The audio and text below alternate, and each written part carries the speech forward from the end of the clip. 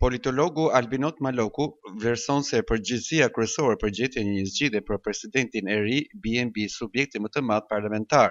duke theksuar se pa kompromis apo koalicion Kosova mund të shkojë në zgjedhje të reja,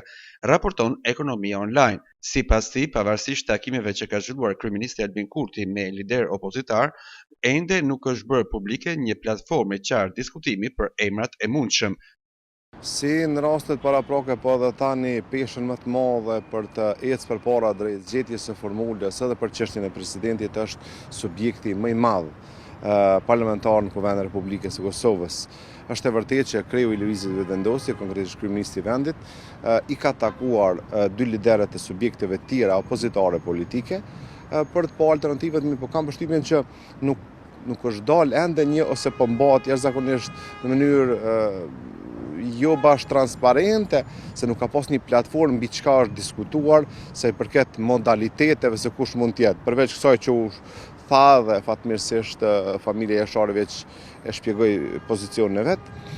subjekte të tjera politike nuk po shoh që kanë pas emra për cilët ata do të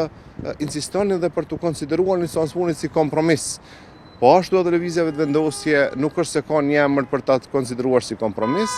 dhe në çështjen e mundësisë është që kemi vetëm